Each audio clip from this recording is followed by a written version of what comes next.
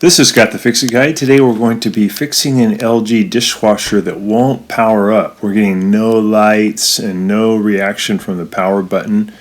None of the buttons do anything, no sound and no lights. So we can check the breaker, make sure that the breaker is turned on. It's probably going to be this thing though, which is called a noise filter or a line filter. And this helps protect the dishwasher from a spike in electricity coming into the dishwasher. And here's a little fuse that's built into this line filter. Sometimes that fuse will blow if too much voltage comes in. It's probably what's gone wrong with this dishwasher. We're going to check a few things though that could be causing it not to power up. So we've already checked to make sure that the breakers are on. We reset them. It should just be one breaker for the dishwasher. And we're going to, now the power is back on, we're going to check with our power meter, our multi-tester, to see if there's voltage here. And it was showing 121 volts, so that's good. So we know there's power coming into the dishwasher. Now we're going to unplug it or turn off the breaker so we have no power. And we're going to do a little disassembly. We're going to take out these screws here. These are Torx 15 screws.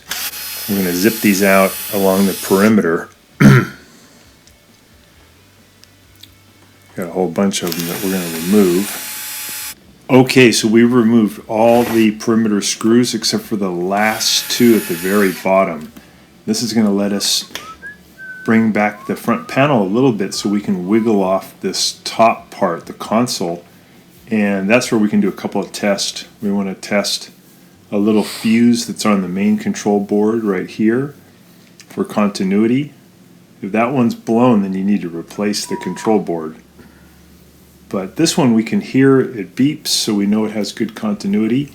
You could also test the door switch, although the door switch was messed up. You probably would still get the lights coming on, so it's most likely not the door switch, but good to test that for continuity.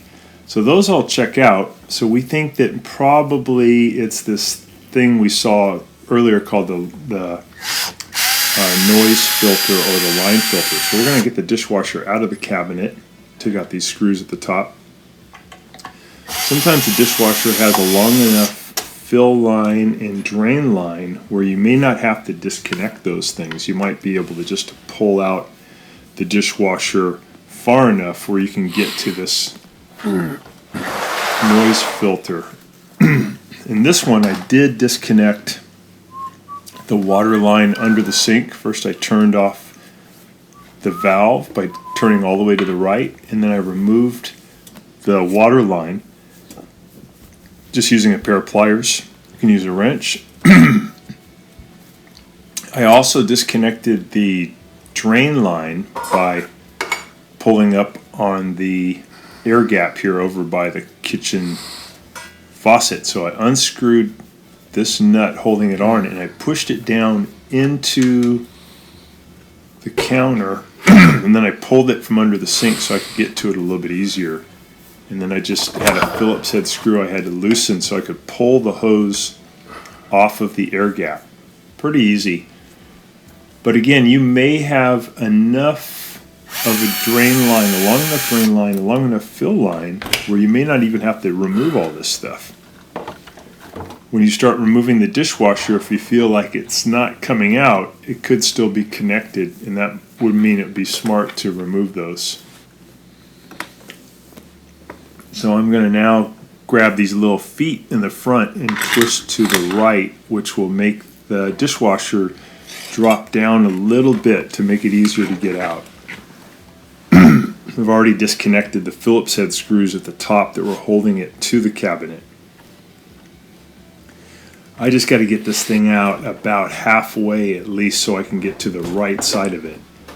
And this one, it's so close to the cabinet, I have to pull it all the way out. And here's the little gizmo that we have to replace. I just took the two modular power connections off. I just wiggled those off, a red one and a white one. And then I'm going to take one Phillips head screw out. It's kind of hard to get to though. you can't even see it, you have to kind of feel it, but it's on the left side of this noise filter, and I'm just going to use my little ratchet with a Phillips head screw, and I'm going to undo that screw. It's a long screw, so it might take a little while. But you undo that screw, undo the two modular power connections, so wiggle them off, and then you're going to pull this thing a little bit to your right to make it let go, and then you can just pull out the line filter. So I think with this one is there was a voltage spike, and instead of the electricity frying the brain, it fried the fuse in this line filter, and that's why we didn't have any power. So just take your time. It's going to take a little while to get that screw out. So pull this thing to the right, and we get this line filter pulled out, and we can test the fuse on this thing. We have to scrape away a little of the epoxy on top of the fuse so we can get our meter on it. And sure enough, this fuse was dead. It was popped because of a spike in voltage. So now we have the new one in position, and we're going to put in the little screw that holds it, and then we'll put on the two modular connectors. Just make sure we get those all the way in. So I'm just tightening up that screw right now.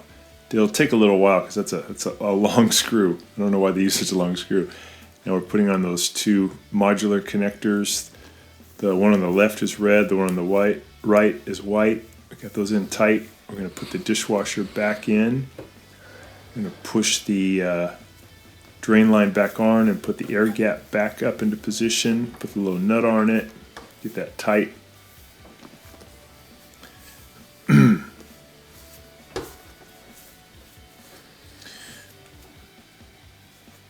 So get that, squeeze that down tight. Put the little silver cap back on. I'm going to plug it back in. This one was plugged in underneath the cabinet behind the dishwasher. Sometimes it's underneath the sink.